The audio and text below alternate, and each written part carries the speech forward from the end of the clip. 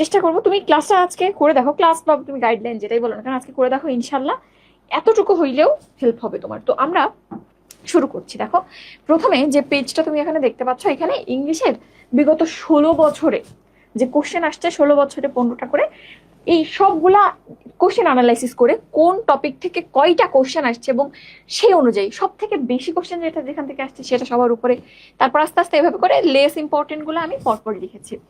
তো এখান থেকে তুমি একটা গ্রস আইডিয়া পাবা যে কোন টপিক গুলো পড়তে হয় এবং কোন টপিক গুলো থেকে বেশি প্রশ্ন আসে। আমি একটু বলি, দেখো এখানে কিছু টপিকে দেখো হ্যাশ স্টার্ট বা হ্যাশ মার্ক হয়ে আছে, কেন বলো তো?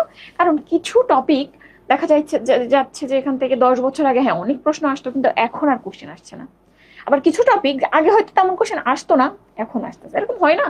ট্রেন্ড কিন্তু চেঞ্জ হয় প্রতিনিয়ত। সো যেগুলো হ্যাশ দেওয়া আছে এইগুলা থেকে প্রশ্ন এখনো আসে, আগেও আসতো, বাট এখন যে আসার ট্রেন্ডটা আরো বাড়ছে। তো এখানে আসলে সিকোয়েন্স ইজ ইম্পর্টেন্ট, যে কোথা থেকে কত বেশি প্রশ্ন আসছে, বাট হ্যাশট্যাগটা আরো ইম্পর্টেন্ট কারণ এইগুলা থেকেই রিসেন্টলি বেশি প্রশ্ন আসে। তো এখন দেখো সব থেকে বেশি তুমি যদি বলো যে আপু অ্যাডমিশনে সব থেকে বেশি কোশ্চেন ইংলিশে কি থেকে আসে, ভোকাবুলারির মধ্যে আসবে parts of speech, sorry vocabulary বলতে এটা এটা গ্রামারও বলতে পারো। তো গ্রামারের মধ্যে আসবে পার্টস অফ স্পিচ, আর যদি ভোকাবুলারি বলো তাহলে হচ্ছে প্রিপোজিশন, গ্রুপ ভার্ব আর সিনোনিম অ্যান্টোনিম। তো এখানে একদম প্রথমে এই জন্য সিনোনিম অ্যান্টোনিমটা আসছে। দেখো বিগত 16 বছরে 39টা প্রশ্ন আসছে। 39টা মানে তুমি যদি হিসাব করো 39 ইকুইভ্যালেন্ট প্রায় 3টা প্রতি বছর, হিউজ। আবার তুমি যদি এখানে দেখো পার্টস অফ স্পিচ, এখান থেকেও 37টা প্রশ্ন আসছে। তো বুঝতে পারছো কত বেশি প্রশ্ন। এরপর দেখো ট্রান্সলেশন অ্যান্ড প্রোভার্বস আর ইডিয়ম ফ্রেজ, এই দুইটা থেকে 20টা 18টা প্রশ্ন এসেছে, দ্যাট ইজ অলমোস্ট 1 থেকে 1.5টা প্রশ্ন বছর ওয়াইজ এসেছে। কিন্তু এখন এগুলা থেকে একটু কোশ্চেন কম আসছে, বা যে কোশ্চেনগুলো আসছে ডিরেক্ট মুখস্থ টাইপের না, যদি তোমার বেসিক বা জেনারেল নলেজ মোটামুটি থাকে তুমি আনসার করতে পারবে। তো এই জন্য আমি কিন্তু এখানে হ্যাশ দেই নাই, অত বেশি ইম্পর্টেন্ট না, বা প্রতি বছর 2টা 3টা প্রশ্ন আসে এমন না। এরপর খুবই খুবই গুরুত্বপূর্ণ গ্রুপ ভার্ব আর অ্যাপ্রোপ্রিয়েট প্রিপোজিশন, এখান থেকে প্রচুর প্রশ্ন আসছে এখন। সো এই দুইটা খুব ইম্পর্টেন্ট। এরপর ভয়েস আর ন্যারেশন তুমি যদি দেখো মোটামুটি প্রতি বছর একটা কোশ্চেন পাওয়া যায়, ভয়েস থেকে প্রতি বছর একটা কোশ্চেন পাওয়া যায়, আর ন্যারেশন কোনো বছর আসে কোনো বছর আসে না, বাট মোটামুটি বলা যায় ভয়েস ন্যারেশন থেকে একটা বা 2টা কোশ্চেন থাকে। এরপর সেন্টেন্স কারেকশন, আসলে কারেকশনটা একটা মিসেলেনাস টপিক, দ্যাট ইজ এইখানে আসলে একক কোনো টপিক থেকে কোশ্চেন হয় না, সব টপিক মিলে একটা, মানে ধরো বললো নিচে কোন সেন্টেন্সটা সঠিক, 4টা অপশনে 4 রকম রুল, 4টা গ্রামার থেকে এরকম। সো এই কারেকশনটা আমি কোনো ক্যাটাগরির আন্ডারে ফেলি নাই, তুমি অন্য টপিক গুলো পারলে অটোমেটিক্যালি কারেকশন একটু প্র্যাকটিস করলেই পারবা, ঠিক আছে? এরপর স্পেলিং, স্পেলিং থেকে প্রতি বছর দেখা যায় গড়ে একটা প্রশ্ন হয়, 2টা সাধারণত আসে না, এভারেজে একটা, মোটামুটি প্রতি বছর আমরা একটা কোশ্চেন পাবো এখান থেকে। এরপর হচ্ছে ভার্বাল, ভার্বালটা খুবই ছোট একটা জিনিস। আমি বলি যে তুমি যদি 5টা সেন্টেন্সের পার্থক্য বুঝো, ভার্বাল দ্যাট ইজ ভার্বালের মধ্যে আমাদের জেরান্ড এন্ড পার্টিসিপল করতে হবে, 5টা এক্সাম্পল জানলে অল ক্লিয়ার, আর কিছু লাগবে না। এরপর ট্রান্সফরমেশন অফ সেন্টেন্স, এখন আর খুব একটা কোশ্চেন আসে না, 16 বছরে 6টা কোশ্চেন আসছে, আগের বছরগুলোতে এখন আর খুব একটা আসে না। এরপরে phrase clause, phrase and clause এটাও এখন বেশ ট্রেন্ডে আছে এবং এটাও আসলে বুঝলে পারা যায়। এখানে 4টা কোশ্চেন আসছে, বাট রিসেন্ট ট্রেন্ডে এটা এখন একটু বেশি আসছে। আচ্ছা, আর বাকি যেগুলো দেখতেছো নট দ্যাট ইম্পর্টেন্ট, এর মধ্যে নাম্বার আর জেন্ডার যেটা আছে এটা আমরা পার্টস অফ স্পিচের সাথে পড়ি। তো এখনকার ট্রেন্ডে এখান থেকেও হয় নাম্বার না হয় জেন্ডার, একটা কোশ্চেন থাকে প্রতি বছরই, একটা কোশ্চেন এখান থেকে থাকে। অনার্স সাবস্টিটিউশন মাঝে মধ্যে থাকে মাঝে মধ্যে থাকে না, বাট এটা ইম্পর্টেন্ট সিনোনিম অ্যান্টোনিম বা ভোকাবুলারি শেখার জন্য, এখান থেকে অনেক ভোকাবুলারি তোমরা শিখবা। আর সাবজেক্ট ভার্ব এগ্রিমেন্ট আর রাইট ফর্ম অফ ভার্ব, এই 2টা টপিক আসলে আমাদের যে কারেকশন বললাম, কারেকশনের ভিতর মার্জ হয়ে আসে, এই জন্য আমাদের কারেকশনের কোশ্চেন সংখ্যা বাড়ছে, এখানে কোশ্চেন সংখ্যা কিন্তু কমে গেছে, ঠিক আছে? তো এই তো। আর বাকি যেগুলো দেখতেছো এগুলো আসলে রেয়ারলি কোশ্চেন হয়, তার মধ্যে সাফিক্স প্রিফিক্স কখনোই কোশ্চেন আসেনি। এইবার যে গতবার যে পরীক্ষাটা হলো, লেটেস্ট এই পরীক্ষায় 2টা কোশ্চেন সাফিক্স প্রিফিক্স থেকে আসছিল, এর আগে কখনোই আসেনি। সো চাইলে একটু দেখতে পারো, but not that much important. Okay, এখন আসো আমরা, আচ্ছা ক্লাস কত তারিখ থেকে স্টার্ট হবে? আমাদের গোল্ড ডিগার্স এর ক্লাস স্টার্ট হচ্ছে আগামী 18ই আগস্ট ওরিয়েন্টেশন, আর 20 আগস্ট মূল ক্লাস শুরু। এর মধ্যে আমরা মোটামুটি GK English, physics, chemistry, biology সব পড়াবো। আর যদি আলাদা করে জিকে ইংলিশের কথা বলো তাহলে আমরা সেপ্টেম্বর থেকে সেটা শুরু করবো, আলাদা জিকে ইংলিশ ব্যাচে যদি কেউ পরবর্তীতে ভর্তি হতে চাও। আচ্ছা, তাহলে মোটামুটি এইটা হচ্ছে টপিকের আইডিয়া। আমি তোমাদের পুরো পিডিএফ দিয়ে দেবো, লিখতে পারতেছো কিনা এগুলা নিয়ে চিন্তা করার দরকার নেই। আচ্ছা, এখন আসো যে ইংলিশে আসলে কত মার্কসের কোশ্চেন হয়। তোমরা জানো যে মেডিকেল ভর্তি পরীক্ষায় এখনো পর্যন্ত 100টা এমসিকিউ তোমাকে দাগাইতে হয় লিখিত পরীক্ষায়। এর মধ্যে 15%, দ্যাট ইজ 100-র মধ্যে 15 মার্কস থাকে ইংলিশে। তাইলে বুঝতেই পারছো কতখানি ইম্পর্টেন্ট। 15 মার্কস কিন্তু কম না অন্য সাবজেক্টের তুলনায় তুমি যদি বলো। তো এখানে একটা পার্ট থাকে ভোকাবুলারি আর একটা পার্ট থাকে গ্রামার, এবং দেখা যায় যে মোটামুটি ব্যালেন্স থাকে। 7টা বা 8টা গ্রামার থেকে আসে, বাকিগুলো আসে ভোকাবুলারি থেকে, এরকম একটা ব্যালেন্স থাকে। কিন্তু মজার ব্যাপার, বিগত 2 বছরে 24-25 সেশনে অলমোস্ট সবকিছু গ্রামার থেকে আসছিল। একটা কোশ্চেন তুমি বলতে পারো ওইটা অনার সাবস্টিটিউশন বা ভোকাবুলারি বা সিনোনিম অ্যান্টোনিম, ওইটা ছাড়া বাকি 14টা কোশ্চেন সবগুলাই গ্রামার থেকে আসছে। অদ্ভুত ব্যাপার, এটা স্ট্যান্ডার্ড কোশ্চেন আমি বলবো না। পরের বছর আবার 25-26-এ ভোকাবুলারি থেকে হিউজ কোশ্চেন আসছে, গ্রামার খুবই কম। তো এইটা আসলে আমি কি বলবো, মানে এটা কোশ্চেনই হয় না আমি বলবো, কারণ দুইটাই ব্যালেন্সই থাকা উচিত, এবং এতকাল সেটাই হচ্ছিল। এখন তুমি যদি ভাবো যে এখন তো এই বছর শুধু ভোকাবুলারি আসছে, আমি শুধু ভোকাবুলারি পড়বো, শুধু গ্রামার আসছে শুধু গ্রামার পড়বো, না, তোমাকে সবই পড়তে হবে। কারণ দেখো পরের বছরে কিন্তু পাশা উল্টে গেছে। তো এটা লেখার এইটাই উদ্দেশ্য, তোমাকে গ্রামার ভোকাবুলারি দুইটাই ব্যালেন্স করে পড়তে হবে। এখন তুমি যদি বলো আমাকে যে আপু গ্রামার বা ভোকাবুলারি কোন টপিকটা কিসের মধ্যে চাই, বা এই দুইটা টপিকের পার্থক্য কি, তো ভোকাবুলারিটা কি, ভোকাবুলারি আসলে বোঝার জায়গা খুবই কম। এখানে তোমাকে নিজের পড়তে হবে, পড়ে মনে রাখতে হবে। এই জন্য এই টপিকটাকে আমরা বলি মেমোরাইজিং পার্ট, তাই না? তো মেমোরাইজিং পার্ট একটা, আর একটা গ্রামার পার্ট। গ্রামারের ক্ষেত্রে বেসিক নলেজ বা তোমার বোঝার ব্যাপারটাই বেশি ইম্পর্টেন্ট। তুমি যদি এখানে বেসিক জিনিসগুলো বুঝো, তাহলে এখানে আর কোনো মানে সারা জীবন একটা জিনিস মনে থাকবে, কারণ বুঝার উপরে কিছু নাই। তুমি তোমার বাসার রাস্তা চিনো, ওকে, তোমার মাথায় যদি ওই বেসিক নলেজটা থাকে কোন দিক দিয়ে কোথায় যেতে হয়, কখনো ভুলবা না। তো এখানে আসলে rule and practice and basic, এই কয়েকটা জিনিস ইম্পর্টেন্ট। তাহলে মেমোরাইজিংটা মুখস্থ করতে হবে বারবার পড়ে পড়ে পড়ে, তারপরেও মনে থাকবে না। আর গ্রামারের ক্ষেত্রে একটু রুল পড়বা, অনেক প্র্যাকটিস করবা। তো আমি দেখো টপিকগুলো সাজিয়েছি। মেমোরাইজিং এর মধ্যে কি কি আছে, এই যে সিনোনিম অ্যান্টোনিম, এটা কিন্তু তোমার মনে রাখতে হবে পড়ে পড়ে। প্রিপোজিশন, অ্যাপ্রোপ্রিয়েট প্রিপোজিশন পুরো মনে রাখার জিনিস। বেসিক প্রিপোজিশনে কিছু বোঝার জায়গা অবশ্যই আছে। গ্রুপ ভার্ব একই ক্যাটাগরি, স্পেলিং এটাও আসলে মনে রাখার, আলটিমেটলি লিখে লিখে মনে রাখবা। নাম্বার, জেন্ডার, আমাদের যে ধরনের প্রশ্ন আসে masculine to feminine, singular to plural, এটা মনে রাখতে হয়। এরপর প্রোভার্বস ট্রান্সলেশন, খুব সুন্দর করে এই যে ইডিয়ম ফ্রেজ আর প্রোভার্বস ট্রান্সলেশন, আমার দুটো ক্লাস আছে ইউটিউবে, জাস্ট জীবনে অ্যাডমিশন টাইমে একবার হইলেও করো, জীবনে আর কখনো ভুলবা না। কারণ এখানে প্রত্যেকটা মানে ওয়ার্ডের একটা মিনিং আছে, সেই মিনিং থেকে ওই জিনিসটা ডিরাইভড হয়ে আসছে। তুমি এতটুকু যদি বুঝো, এই জিনিস কখনো আটকাবে না। সো ক্লাস দুইটা একটু দেখে নিও, হ্যাঁ, ফ্রি ক্লাস তো, প্রবলেম নাই। এরপর honours substitution, suffix prefix, conjugation of verbs and article, এইগুলো থেকে খুব বেশি প্রশ্ন হয় না, তারপর একটু দেখতে পারো। এন্ড এই ক্লাসগুলোও কিন্তু আছে ইউটিউবে। আচ্ছা, এরপর গ্রামারের মধ্যে বাকি টপিকগুলো আছে, আমি এখানে আর ডিটেলসে বলবো না, বাট এখানে একটা কথা তোমাকে বলবো, পার্টস অফ স্পিচ। বর্তমান ট্রেন্ডে কিন্তু পার্টস অফ স্পিচ থেকে অনেক কোশ্চেন হয়, যদিও রিসেন্ট বার অর্থাৎ গতবার এখান থেকে কোশ্চেন হয় নাই ওরকম, কিন্তু বাকি বছরগুলোতে 2টা 3টা 4টা 5টা পর্যন্ত প্রশ্ন পার্টস অফ স্পিচ থেকে হয়েছে। খুব ইম্পর্টেন্ট একটা টপিক এইটা, মানে বুঝবা না এমন কোনো জায়গা যাতে না থাকে। আমি আজকে তোমাকে পার্টস অফ স্পিচের কোশ্চেন ধরে দেখাই দিব, কিভাবে সলভ করতে হয়, কিভাবে বেসিকটা রিলেট করতে হয়, কিভাবে বই গুছাইতে হয়, আমি তোমাকে সেটা দেখাই দেবো। আর বাকি টপিকগুলো মোটামুটি তুমি জানো, দেখো সব বাকিগুলো ভয়েস, ন্যারেশন, কারেকশন, টেন্স, এগুলো সম্পর্কে তোমার আগে আইডিয়া আছে না? অবশ্যই আইডিয়া আছে, সেই ক্লাস 6 থেকে পড়ছো। সো মোটামুটি পারবাই যায় এই জিনিসগুলো। আচ্ছা, এখন আসো বুক লিস্ট কি হইতে পারে। তো বুক লিস্টের ক্ষেত্রে আসলে এটা একটু কঠিন ইংলিশের বুক লিস্টটা বলা, কারণ এখানে টপিকগুলো ওভাবে মেডিকেলে ডিক্লেয়ার করে দেয় না কি টপিক পড়তে হবে। আবার বাজারে মেডিকেলের জন্য ডেডিকেটেড বেসিক তেমন কোনো বই নাই। তারপরে যদি আমাকে জিজ্ঞেস করো আপু কোন বই পড়বো, আমি মাস্টার বলি, অ্যাপেক্স বলি, কম্পিটিটিভ এক্সাম বলি, তারপরে বইটা আসলে অনেক বড় হয় বইগুলো, কারণ মেডিকেলের জন্য ওই বইয়ের সবগুলো আবার লাগে না। তো সবকিছু মিলিয়ে এইবার আমাদের মেডিলজির যে মেডওয়ার্ডস বইটা ছিল, সেটার কিন্তু 3rd এডিশন এসেছে, এবং এই বইটা আমরা যথেষ্ট, মানে খুব বেশিও না খুব কমও না, যথেষ্ট কোশ্চেন দিয়ে যথেষ্ট ইনভেস্ট করে তোমার বাউন্ডারির মধ্যে থেকে বানানোর চেষ্টা করেছি। চাইলে তোমরা চোখ বন্ধ করে বইটা পড়তে পারো। ওই বই পড়তে গেলে তোমাকে আর চিন্তা করতে হবে না এটা কি মেডিকেলে আসে নাকি এটা আসে না, কোনটা পড়বো নাকি পড়বো না, এই চিন্তা করা লাগবে না। ওখানে যা আসে ওগুলাই তোমার লাগবে। তো তুমি যদি আমাদের বইটা কিনতে চাও, তাহলে অনলি ইংলিশ যদি নিতে চাও 499 টাকায় কিনতে পারবে। আর যদি জিকে ইংলিশ কম্বো নিতে চাও 699 টাকায় তুমি নিতে পারবে। আর যদি ফুল সেট নিতে চাও, তুমি আমাদের পেইড স্টুডেন্ট হইলে তো মাত্র 2000 টাকায় নিতে পারছো। আর যদি পেইড স্টুডেন্ট না হও 2500 টাকা। এই গেল বুকের কথা, বইয়ের কথা, কোন বই পড়বো। এখন আসো কি পড়বো বা কিভাবে পড়বো। তো ইংলিশের ক্ষেত্রে ব্রডলি দুইটা অংশ, একটা হচ্ছে থিওরি অংশ বা তুমি রুল বলো বা বেসিক বলো যাই বলো না কেন, আরেকটা অংশ হচ্ছে প্র্যাকটিস। তো ইংলিশে আসলে এই দুইটাকে একদম প্যারালালি ব্যালেন্স করে পড়তে হবে। একদম প্যারালাল ব্যালেন্স মানে তুমি একটা থেকে নজর সরাবো আরেকটাই দেখবো আগের জিনিস ভুলে গেছো। তো এখানে থিওরির ক্ষেত্রে আমি একটা কথা লিখছি, পড়তে হবে কিন্তু পড়েও কোনো কুল কিনারা পাবে না। মানে প্রচুর পড়তেছো, ওকে রুল আমার সব মুখস্থ, কোশ্চেন প্র্যাকটিস করতে চাও সব গুলিয়ে যাবে, কিছু বুঝতে পারবে না। আবার তুমি শুধু প্র্যাকটিস করো, দেখবা প্র্যাকটিস আমি করতে আসছি, বুঝতে পারতেছি না এটা কোন রুল থেকে আসছে। তো দুইটার ব্যালেন্স লাগবে। আর এখানে যে কুল পাবা না থিওরি পড়ে, কুল খুঁজবা কোথায় দেখো, প্র্যাকটিসে যে কুল খুঁজবা। এবং তোমার আসলে ভালো করার ওয়ে এই প্র্যাকটিস।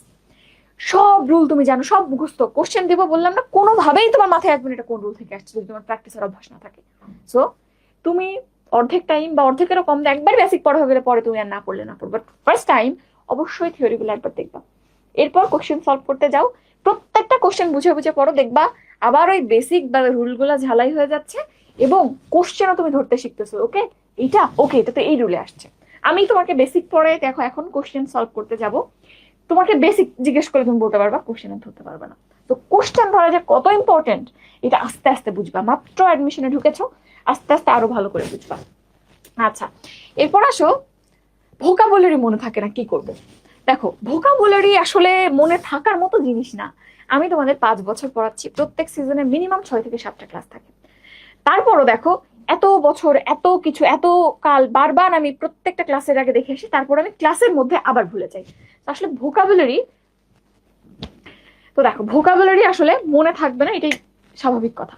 তো তোমার যে কাজটা করতে হবে, তুমি পড়তে থাকবা পড়তে থাকবা পড়তে থাকবা, একসময় পড়তে পড়তে মনে চলে যাবে। যেমন ধরো তোমার ক্লাসমেটস কয়জন আছে, 50 জন, তুমি সবার ফেসও জানো নামও জানো, তুমি কি মুখস্থ করছিলে এই প্রত্যেক দিন, এই তোর নাম কি তোর নাম কি প্রতিদিন জিজ্ঞেস করো না, শুনতে শুনতে একসময় মনে মুখস্থ হয়ে যায়।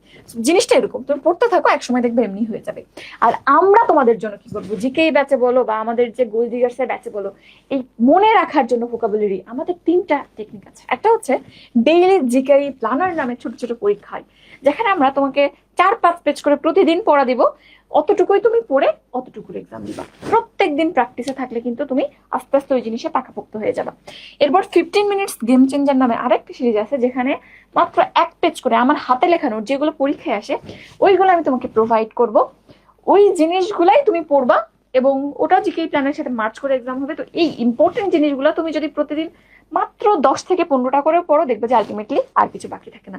আরেকটা জিনিস হচ্ছে প্রত্যেক শুক্রবারে আমাদের কিন্তু পড়া ধরা সেশন হবে, যেখানে তোমার অ্যাক্টিভ রিকল হবে, সারা সপ্তাহ যা পড়েছো সেটার অ্যাক্টিভ রিকল হবে এবং পুরো জিনিসটা আবার একবার সবকিছু রিভিশন হয়ে যাবে। তাহলে এতবার যদি রিভিশন হয়, এতবার এক্সাম হয়, আসলে কিছু বাকি থাকে?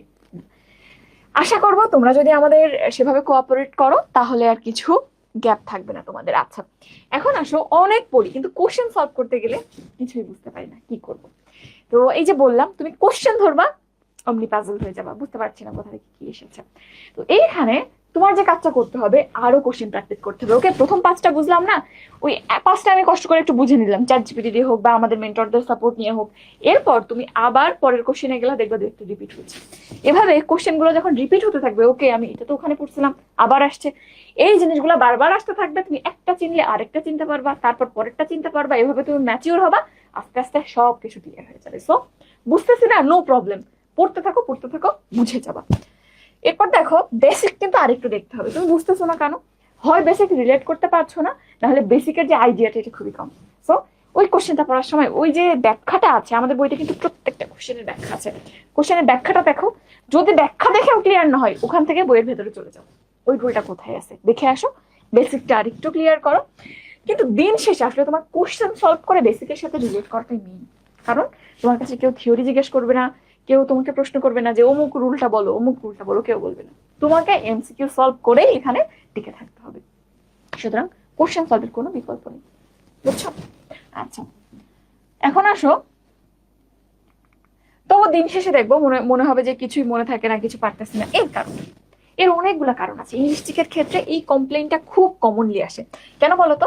কারণ তোমরা অন্য সাবজেক্টের মতো এগুলাতে সময় দাও না।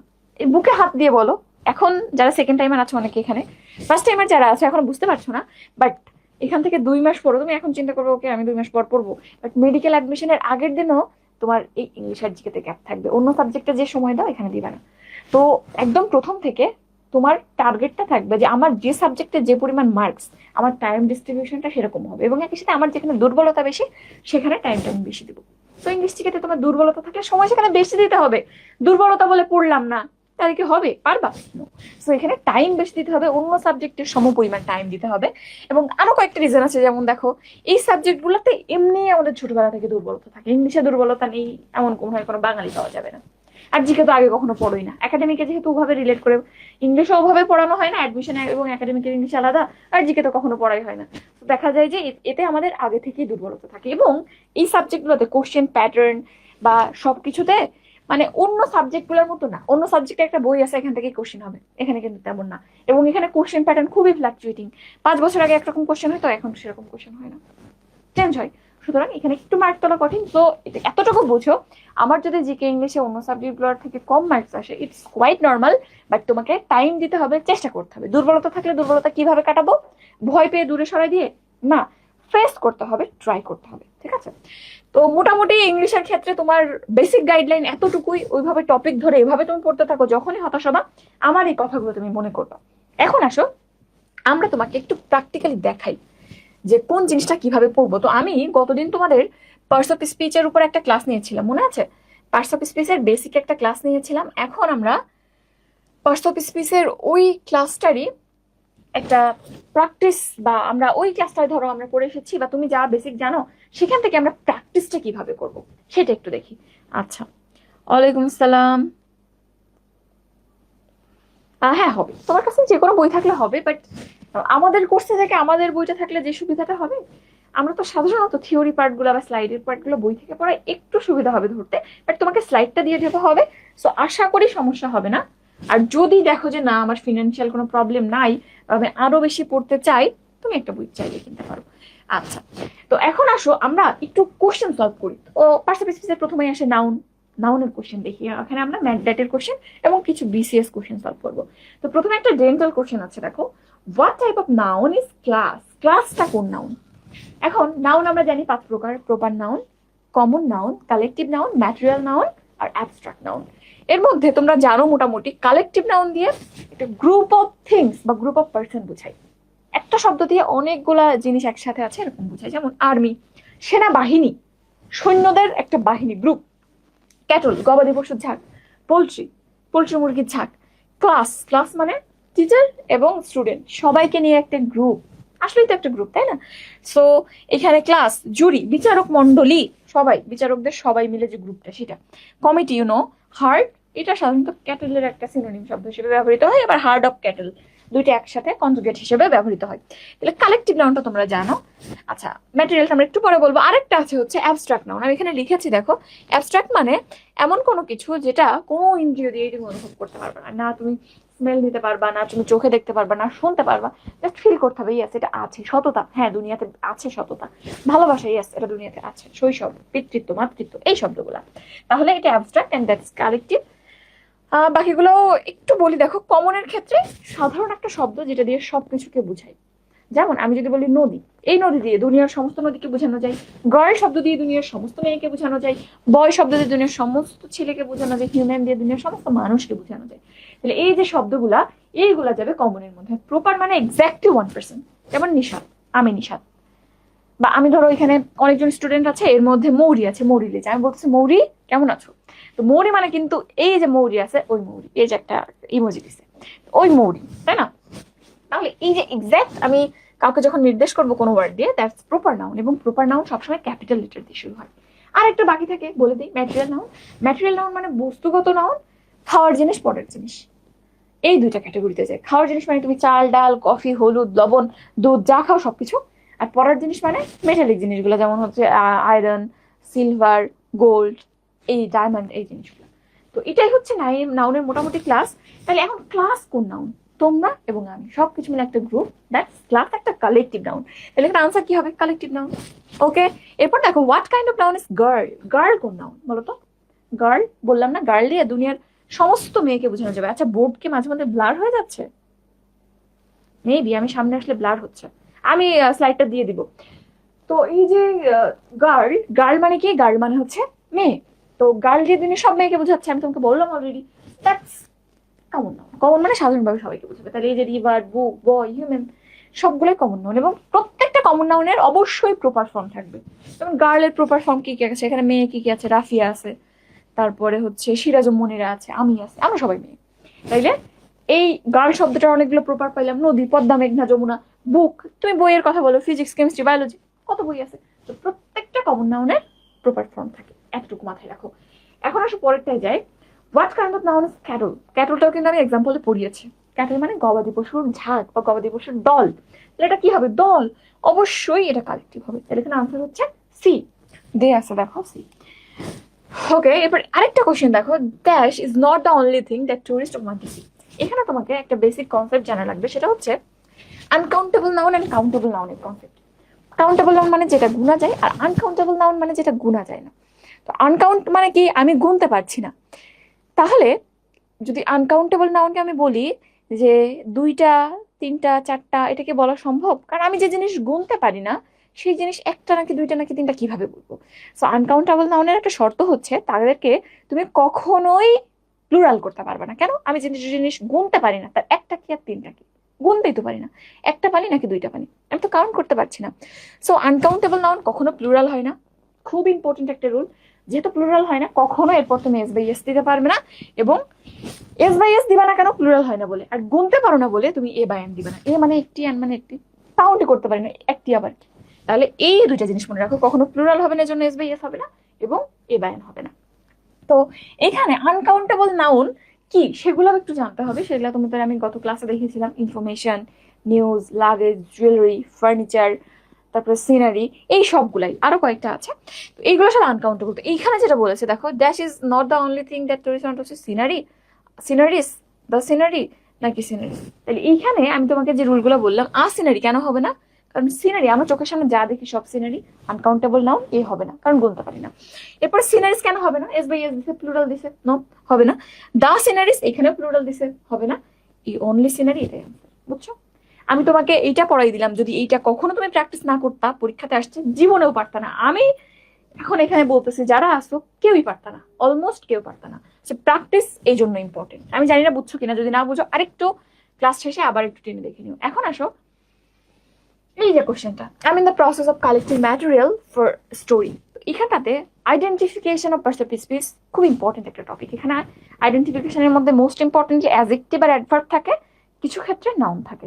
নাউন, অ্যাডজেক্টিভ, অ্যাডভার্ব, মোটামুটি এই 3টা থেকে আসে।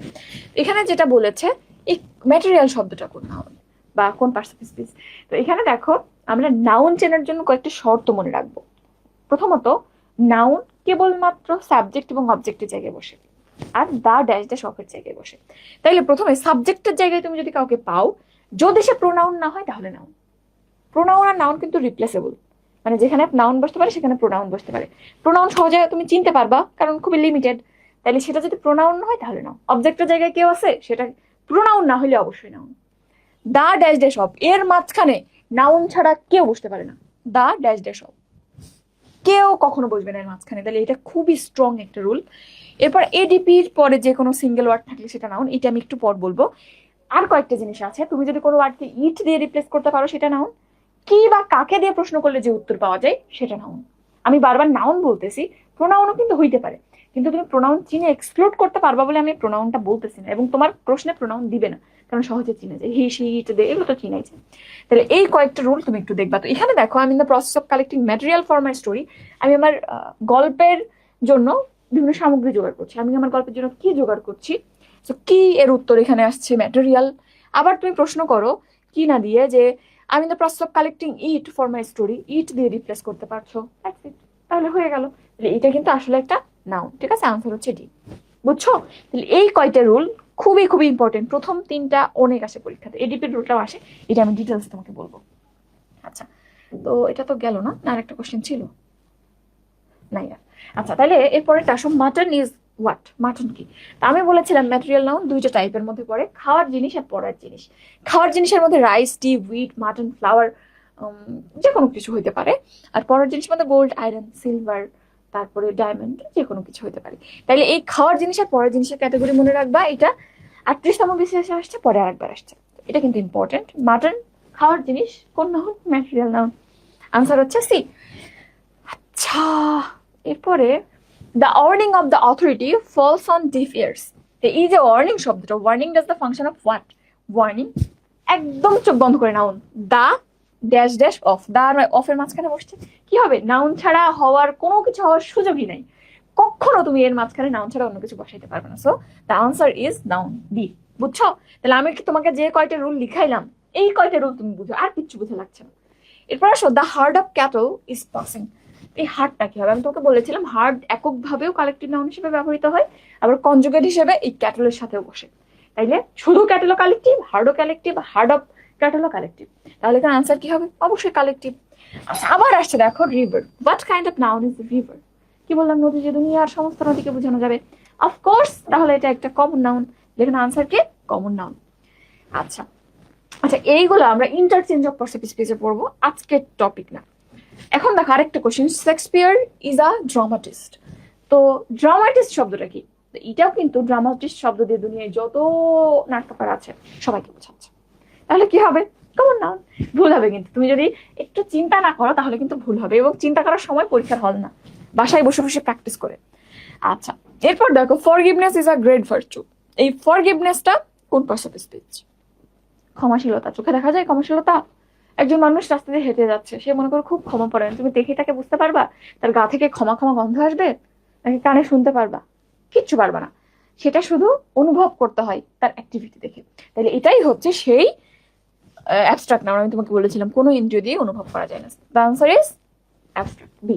ঠিক আছে, এরপর আসো নাম্বারের মধ্যে আমরা যাই। Choose the word which never has a plural form. Math 23-24 প্রশ্ন। এই প্রশ্নের টপিকটা কি বলতো? ওই যে কাউন্টেবল আনকাউন্টেবলের কথা বললাম, তুমি যদি আনকাউন্টেবল নাউন গুলো চিনো তাহলে অনেক কিছু আনসার করতে পারবা। তো আনকাউন্টেবল নাউন কখনো প্লুরাল হয় না, এটা জানো তুমি। এখন যদি আনকাউন্টেবল নাউন গুলো চিনো, সেটাই আনসার। দেখো, ইনফরমেশন, আমি তোমাকে বলেছিলাম ইনফরমেশন, নিউজ, এ দুটোই কিন্তু আনকাউন্টেবল। ওমেন না, কখনো না, মহিলা মানুষ কাউন্ট করা যায়। ওমেন, ওমেন প্লুরাল আছে। ইনভেন্টর, ইনভেন্টরস প্লুরাল আছে। মাউস, মাইস প্লুরাল আছে। তাহলে একমাত্র ইনফরমেশন এমন শব্দ এখানটাতে যেটা আনকাউন্টেবল, এবং এটা কখনোই প্লুরাল হবে না। তাহলে এখানে আনসার হচ্ছে এ। এরপর আসো, which of the following words is in singular form. নিচের কোনটা সিঙ্গুলারে আছে? এখানটাতে ল্যাটিন যে শব্দগুলো আছে সিঙ্গুলার প্লুরালের ক্ষেত্রে খুব ইম্পর্টেন্ট। শেষে আম, শেষে অন, শেষে আস, শেষে ইজ, শেষে ইক্স, এই পাঁচটা। আম থাকলে কি হয়? আম আর অন থাকলে ওই দুটো উঠে যে এ হয়। আইএস থাকলে উঠে যে ইএস হয়। তারপরে অন থাকলে উঠে যে এ হয়। আর আইএক্স থাকলে উঠে যে আইএস থাকলে ইএস হয়। আইএক্স থাকলে উঠে যে আইসিইএস হয়। সবগুলো রুল আমরা একটু পর দেখবো। তো দেখো, এখানে অ্যাজেন্ডাম, শেষে আম থাকলে বললাম এ হয়, অ্যাজেন্ডা। ফর্মুলা, শেষে এ থাকলে জাস্ট একটা ই দিলেই হয়ে যায়, ফর্মুলা, ফর্মুলি, সব ঠিক আছে, শুধু একটা এক্সট্রা ই। ওসিস, আইএস থাকলে ইএস, ওসেস, রেডি আস, আস থাকলে আই হয়, আস থাকলে আস উঠে যায় শুধু আই। সো রেডি আগে একটা আই ছিল, আরেকটা আই, রেডি, ডাবল আই। কিছু শব্দে দেখবা রেডিয়াস এর আমেরিকান আরেকটা প্লুরাল আছে, রেডিয়াসেস, বাট আমরা কখনোই আমেরিকান চুজ করবো না, আমরা রেডি মুখস্থ করবো। ঠিক আছে, সো এখানে আনসার কি হবে? সিঙ্গুলার ফর্মে কোনটা আছে? এই যে রেডিয়াস, এর প্লুরাল রেডি। এখন কেন এটা প্রশ্ন আসছে আমাকে বলো তো? আমরা সাধারণত যেসব শব্দের শেষে এস বাই ইএস পাই, আমরা মনে করি that's plural, S by ES নিয়ে প্লুরাল হয়েছে। তো এখানে তোমরা খুব সহজে এই ওসিস আর রেডিয়াসে কনফিউজ হয়ে যাবা, এদের শেষে যে এস তাহলে হয়তো প্লুরাল না। তোমাকে এই জন্য বেসিকটা জানতে হবে। ল্যাটিন অনেক শব্দের শেষে এস আছে যেগুলো সিঙ্গুলার, এবং ম্যাক্সিমাম ল্যাটিন ম্যাক্সিমাম সিঙ্গুলার শব্দের শেষে এস থাকে। আচ্ছা, এখন আসো, which plural word can be used as singular। নিচের কোন প্লুরাল শব্দটা আমরা সিঙ্গুলার হিসেবে ব্যবহার করতে পারবো? এখন এইখানে ব্যাপারটা হচ্ছে, এটা আসলে প্লুরাল না, দেখতে প্লুরালের মতো, that is S by S আছে, আমরা মনে করবো প্লুরাল, বাট অ্যাকচুয়ালি জিনিসটা সিঙ্গুলার।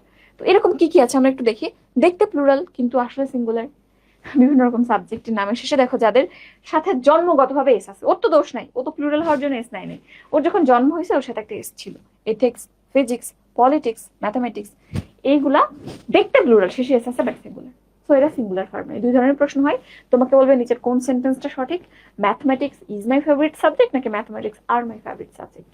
তো এরা সিঙ্গুলার, এই জন্য সিঙ্গুলার ভার্ব নিবে, ইজ মাই ফেভারিট সাবজেক্ট হবে, এবং এর মধ্যে কোনটা সিঙ্গুলার? অবশ্যই এথিক্স, বুকস, ইউনিভার্সিটিস, প্রিন্সেস, বুঝতে পারছো, এরা সবই প্লুরাল। এরপর বলো which expression is correct। এটা নিয়ে তোমাদের অনেকের মধ্যে ঝামেলা লাগছে। অন ক্যাটল নিশ্চয়ই হবে না, ক্যাটল মানে ঝাঁক বোঝাচ্ছে, আবার অন ক্যাটল তো হবে না। বাকি থাকে 10 head of cattle and 10 heads of cattle. এখানে আমরা যেমন হার্ড অফ ক্যাটল বলি না, হার্ডের কি প্লুরাল করা যায়? হার্টস অফ ক্যাটল বলি। এখানেও ওই হেডটা জাস্ট একটা কালেকটিভ আইডিয়া বোঝাচ্ছে। তো এখানে 10 হেড অফ ক্যাটল হবে, কিন্তু 10 হেডস অফ ক্যাটল না। আনসার হচ্ছে বি। এবং তুমি যদি বলো 10 হেডস অফ ক্যাটল, অবশ্যই সেটা সম্ভব, এটা একটা মিনিং আছে। সেটা হচ্ছে ধরো কষের দোকানে 10টা ছাগলের কাটা মাথা আছে, ওই 10টা মাথা হচ্ছে 10 হেডস অফ ক্যাটল, কাটা মাথা। আর আসলে 10টা গবাদি পশু বোঝাতে 10 হেড অফ ক্যাটল। বুঝছো? আনসার হচ্ছে বি। দেখো এখানে আমি কাটা মাথা লিখে রাখছি। এরপরে আসো which is the singular of appendices। তো আমরা বলেছিলাম আইএক্স থাকলে আইএক্স হচ্ছে আইসিএস হয়, অ্যাপেন্ডিক্স অ্যাপেন্ডিসেস। সো এটা সিঙ্গুলার হচ্ছে এই যে সি, অ্যাপেন্ডিক্স। আবার এটার আরেকটা প্লুরাল আছে অ্যাপেন্ডিক্সেস, ডিক্স তারপরে ইএস, এটা আমেরিকান, আমরা ওটা নিব না, আমরা অ্যাপেন্ডিসেস শিখবো। ঠিক আছে, ওই যে আইএক্স থেকে আইসিএস লেখা আছে। This is the repeated question from radius to ready. Okay, এরপর আসো all of the people at the AAME conference are dash. তো এইখানে আসলে খুবই কমন একটা কনসেপ্ট। যদি কোন একটা নাউন আরেকটা নাউনের আগে বসে, তাহলে আগের নাউনটা কিন্তু অ্যাডজেক্টিভ হয়ে যায় পরের নাউনটার মডিফায়ার হিসেবে। যেমন দেখো ম্যাথমেটিক্স টিচার, তো এই টিচার শব্দকে ম্যাথমেটিক্স শব্দ দিয়ে মডিফিকেশন হচ্ছে, যে কিসের টিচার বা কেমন টিচার, অঙ্কের টিচার। তাইলে এই শব্দটা পরেরটার মডিফাই করছে, সো নাউনের মডিফায়ার অ্যাডজেক্টিভ। আবার ইংলিশ টিচার, টিচারটা নাউন, সো এটার মডিফায়ার ইংলিশ, তো এটা হচ্ছে অ্যাডজেক্টিভ। তাইলে এইটা তুমি শিখলা এগুলো অ্যাডজেক্টিভ। এখন এখানে আরেকটি রুল আছে, মাথায় রাখবা, নাউন এবং প্রোনাউনেরই কেবলমাত্র সিঙ্গুলার আর প্লুরাল বাচকতা আছে। দুনিয়ার আর কোনো শব্দের সিঙ্গুলার প্লুরাল বাচকতা হয় না। কোনো অ্যাডজেক্টিভকে কখনো প্লুরাল করা যায় না। বিউটিফুল বিউটিফুলস, নাইস নাইসেস কখনো হবে না। সো এরা যেহেতু অ্যাডজেক্টিভ, ম্যাথমেটিক্সেস ইংলিশেস কখনো এগুলো করা যাবে না। বুঝছেন? তো এটা একটু খেয়াল করেন। সো এই জন্য ম্যাথমেটিক্স টিচার, ইংলিশ টিচার, ইংলিশের টিচার, ম্যাথমেটিক্স টিচার তা হবে না। এটা একটু মাথায় রাখবেন। তো এখানে আসলে আনসারটা কি হবে তাইলে? ম্যাথমেটিক না, কারণ ওই শব্দটাই ম্যাথমেটিক্স। সো ম্যাথমেটিক্স, এই যে বি, ম্যাথমেটিক্স টিচার্স। টিচারও হইতে পারে, অনেক টিচার হলে টিচার্স, যেহেতু অনেকগুলো বলছে all of the people, so mathematics teachers. এটাও হবে না, এটাও হবে না, কারণ ম্যাথমেটিক বলে কোনো শব্দ নাই। আর ম্যাথমেটিক অ্যাপোস্ট্রফিক এস কেন হবে না? কারণ এখানে অঙ্ক শিক্ষক, নট অঙ্কের শিক্ষক। আমরা ইংলিশের টিচার বলি না, তো ইংলিশ টিচারই বলি, তাই না? এটা কমন ইউজ।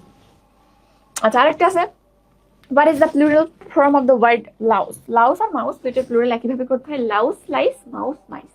কি বলো? Louse lice, mouse mice. তো এই দুইটা একটু জেনে রাখবা। আনসার কিন্তু বি। আবার লাইসেন্স দেখায় না, তোমাদের কেন জানি এস এত পছন্দ। এরপর আসবে which is the plural from the number ovum। তো শেষে আম থাকলে আমরা কি করি?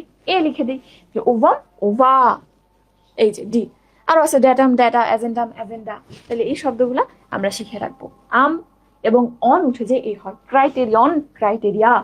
আমার 15 মিনিটের একটা ভিডিও আছে নাম্বার এবং জেন্ডারের উপর, চাইলে ইউটিউব থেকে দেখে নিতে পারো। আচ্ছা, এরপর আসো সিঙ্গুলার প্লুরাল সেম হয় কিছু ওয়ার্ডের ক্ষেত্রে, দুই তিনবার বিশেষ আসছে। Identify the word which remains the same in its plural form। অর্থাৎ সিঙ্গুলারও যেমন প্লুরাল তেমন। এরকম মাত্র 3টা শব্দ আমরা মনে রাখবো। একটা হচ্ছে শিপ, ভেড়া, একটা হচ্ছে ডিয়ার, হরিণ, আর একটা হচ্ছে এয়ারক্রাফট, উড়োজাহাজ।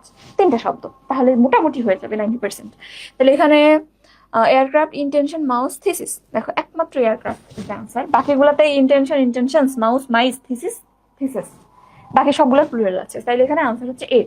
পরে দেখো এই কোশ্চেন আবার আসছে, identify the word that can be used as both singular and plural. দুইটাই সিঙ্গুলার প্লুরাল হিসেবে কোনটা ব্যবহৃত হয় না? ওটা আসলে ব্যাপারটা কি ছিল, ওখানে দুইটাই ছিল, যে যেটা সিঙ্গুলার সেটাই প্লুরাল। এখানে কনসেপ্টটা আরেকটু আলাদা। যেমন দেখো ফিশ, এর প্লুরাল ফিশও হয়, ফিশেসও হয়। দুইটা ক্ষেত্রে দুই রকম। কিরকম? তুমি যখন একই প্রজাতির অনেকগুলো মাছকে বুঝাবা, ধরো বাজার থেকে 5টা রুই মাছ নিয়ে আসছে, তুমি তখন বলবা 5 রুহু ফিশ। কিন্তু যদি এমন হয় 5টা মাছ নিয়ে আসছে, একটা তেলাপিয়া, একটা রুই, একটা কাতলা, তখন তুমি কি বলবা? 5 ফিশেস। তাহলে ডিফারেন্ট স্পিসিস এর ক্ষেত্রে প্লুরাল হয় ফিশেস দিয়ে, সেম স্পিসিস হইলে ফিশ। ফুডের ক্ষেত্রে একই রকম ফুড, মনে করো অনেক, তখন তুমি শুধু ফুড বলবা। বা different varieties of food, that's foods. Okay, তাহলে এখানে আসলে ফিশটা আনসার হবে, এবং এটা পরে আরেকবার আসছে। আচ্ছা, এরপর দেখো এখানে which word is correct, নিচের কোনটা সঠিক? Furnitures, information, sceneries, proceeds. এখানে ওই আবার কাউন্টেবল আনকাউন্টেবল এর কনসেপ্ট। ফার্নিচার, ইনফরমেশন, সিনারি, তিনটাই আনকাউন্টেবল, তো এদের প্লুরাল হবে না। প্লুরাল দিছে, সো এরা ভুল। একমাত্র প্রসিডসটাই কাউন্টেবল, এই জন্য এটাই answer. Proceed, proceeds, this is the answer D. কেন? কারণ আগের গুলার প্লুরাল হবে না, ওরা আনকাউন্টেবল বলে। আচ্ছা, এই যে আবার ওই কোশ্চেনটা আসছে, identify the word that remains same in plural. এখানে আনসার কি হবে? ডিয়ার, শিপ, ডিয়ার, এয়ারক্রাফট, তিনটে শব্দ। আচ্ছা, প্লুরাল ফর্ম অফ শিপ আবার আসছে, শিপের plural form ship, ship, deer, aircraft. আবার বলো, শিপ, ডিয়ার, এয়ারক্রাফট। আচ্ছা, এবার জেন্ডারে আসো। জেন্ডারের ক্ষেত্রে আসলে খুব বেশি কোশ্চেন হয় না, অল্প কিছু জানলেই চলে। যেমন এখানে ওই যে আমাদের ক্লাসের একদম লাস্ট পোর্শন দেখবা, জেন্ডারের যে ক্লাসটা আছে, একটা পেজের মধ্যে কিছু জেন্ডার চেঞ্জ আছে, ওইগুলো যথেষ্ট। তো তার মধ্যে মেডিকেল 2বার আসছে ড্রোন। ড্রোনের ফেমিনাইন কি বা বি এর ম্যাসকুলিন কি? তো ড্রোনের ফেমিনাইন তোমরা জানো বি। সো এখানটাতে ম্যাসকুলিন জেন্ডার অফ বি কি হবে? ড্রোন। আবার যদি বলি ড্রোনের ফেমিনাইন জেন্ডার কি হবে? বি। আরেকটা আসে, সেটা হচ্ছে যে হর্স বা স্টেলেন। হর্স বা স্টেলেনের ফেমিনিন কি? মেয়ার। আবার বলতে পারে মেয়ারের ম্যাসকুলিন কি? হর্স বা স্টেলেন। তাহলে what is the masculine gender of mare? Stallion. আর না হইলে হর্স। তাহলে এখানে আনসার কিন্তু সি। তোমরা যদি এই তিনটা জানো, আমার মনে হয় অনেক কিছু জানা হয়ে গেল। এগুলো ঘুরে ফিরে অনেক আসে। আবার এই কোশ্চেনটা দেখো, which of the following words is masculine? Mare, তুমি যে পড়লাম একটু আগে, ঘটকি। মেয়ার মানে ঘটকি, সেটা ফেমিনিন। ল্যাড, ল্যাডের একটা ফেমিনিন আছে, ল্যাস। এরপর দেখো পিলো, বালিশ, এটা তো অবশ্যই নিউটার হবে, বস্তু। আর পনে, টাট্টু ঘোড়া, এটা আবার ফেমিনিন। তাহলে একমাত্র এই যে ল্যাড, এটা হচ্ছে ম্যাসকুলিন, আর ফেমিনিন হচ্ছে ল্যাস। তাইলে এখানে আনসার হচ্ছে বি। এরপরে কোনটা কমন জেন্ডার? কিং, এর কুইন, এর ফেমিনিন আছে, তাহলে এটা কমন না। সভারেন, সার্বভৌম। এখন সার্বভৌম যে কোনো লোককে সভারেন দিয়ে বলা হয়, এবং এর কোনো ফেমিনিন ফর্ম নাই। তো এটাই আসলে কমনলি ছেলে মেয়ে দুইয়ের ক্ষেত্রে ব্যবহার করা হয়। এম্পেরর, এটা ম্যাসকুলিন, এর ফেমিনিন হচ্ছে এমপ্রেস। আর কিং এর ফেমিনিন কুইন। সো ওটার আবার এটা ফেমিনিন, ওর আবার ম্যাসকুলিন আছে। সো এখানে আনসার কেবলমাত্র বি, বুঝছো? আচ্ছা, এরপর অরফান। অরফান মানে ইয়াতিম। আমরা যে জেন্ডার তোমরা জানো 4 প্রকার, ম্যাসকুলিন, ফেমিনিন, নিউট্রাল আর কমন। তো নিউট্রাল মানে বস্তু যার আসলে কোনো জেন্ডার নাই, আর কমন মানে ইয়েস তার জেন্ডার আছে, বাট আমি তাকে দেখে বুঝতে পারছি না, শব্দটা থেকে বুঝা যাচ্ছে না। যেমন ইয়াতিম, ইয়াতিম বাচ্চা। তো এই শব্দটা দিয়ে তুমি কি বুঝতে পারছো যে ওটা ইয়াতিম বাচ্চাটাকে ছেলে নাকি মেয়ে? না, তুমি বুঝতে পারছো না। এই যে বুঝতে পারছো না, এটাই কমন জেন্ডার। সে ছেলেও হইতে পারে, মেয়েও হইতে পারে। প্যারেন্ট, পিতা বা মাতা, যে কোনো একজন। বুঝতে পারছো? পারছো না। বেবি, বাচ্চা, বুঝতে পারছো? পারছো না। চাইল্ড বা চিলড্রেন, বুঝতে পারছো? পারছো না। তো এই সমস্ত জায়গাগুলো হচ্ছে কমন জেন্ডার, বুঝছো? লিঙ্গ আছে বাট বুঝতে পারছো না। যদি টোটালি না থাকে, বস্তু হয়, দ্যাটস নিউট্রাল জেন্ডার। আচ্ছা, এরপর আসো, এখানে আরো অনেক ইউনিভার্সিটির কোশ্চেন আছে, আমরা একটু প্রোনাউনে যাই। Which on of the following is an example of indefinite pronoun? নিচের কোনটা ইনডেফিনাইট প্রোনাউনের মধ্যে আছে? দেখো, আরেকজন আশরাফুলকে রাখতেছে। আশরাফুল টিউশনে গেছে। তো এখানে নিচের কোনটা ইনডেফিনাইট প্রোনাউনের এক্সাম্পল? এখান থেকে indefinite and demonstrative pronoun and positive pronoun, এই কয়েকটা সব থেকে বেশি আসে। তো ইনডেফিনাইট শব্দের অর্থ কি? অনির্দিষ্ট। যে প্রোনাউন দিয়ে অনির্দিষ্ট কাউকে বোঝায় সেটা ইনডেফিনাইট প্রোনাউন। অনির্দিষ্ট মানে সামন, যে কোনো একজন, সামবডি, কেউ একজন, এনিওয়ান, এনিবডি, এটা হইতে পারে। আবার এমন হইতে পারে যে কেউই না। কেউ না মানে তো আরো অনির্দিষ্ট, নান, আরো অনির্দিষ্ট। তাহলে নান, নোবডি, এই দুইটাও কিন্তু ইনডেফিনাইটের মধ্যে পড়বে। তাহলে কেউ না এবং যে কোনো একজন, যে কেউ, এই শব্দগুলা আমরা ইনডেফিনাইট প্রোনাউনের মধ্যে পড়বো। 2বার মেডিকেলে কোশ্চেন আসছে এখান থেকে, এবারও আসছে। Which one of the following is an example of indefinite pronoun? Either, such, any, this. কোনটা হবে? অবশ্যই এনি, যে কোনো একটা। হ্যাঁ, আমি যদি বলি এখানে any one of you can reply to my question, তাহলে এখানে তোমাদের যে কোনো একজন করতে পারো। আমি নির্দিষ্ট করে কাউকে বলছি? নো। তাহলে যে কোনো একজন, দ্যাটস ইনডেফিনাইট প্রোনাউন। এরপরে which on of the following is a demonstrative pronoun? Demonstrative pronoun 4টা মনে রাখবো, শুধু 4টা। ডি কত নম্বর লেটার? 4 নম্বর। তো 4টা আছে ডেমনস্ট্রেটিভ প্রোনাউন, মনে রাখো। একটা হচ্ছে দিস, এটা, এর প্লুরালকে দিস। আর একটা আছে দ্যাট, ওটা, ওর প্লুরালকে দোজ। এই 4টা মনে রাখো, আনসার করে আসতে পারবা। তাহলে এখানে ডেমনস্ট্রেটিভ কোনটা আছে? এই যে দেখো, ডি। তো ইনশাআল্লাহ এই 4টা মনে রাখলে এর মধ্যেই পেয়ে যাবে।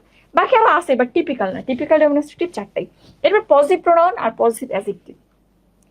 আচ্ছা, এখন পজিটিভ প্রোনাউনটাই বলি, অধিকার বুঝাই কোনো কিছুর, এবং এটা আমার, তার, এরকম টাইপের শব্দ দিয়ে অধিকার বুঝাই। আমার কলম, তার কলম, আমার গাড়ি, আমাদের গাড়ি।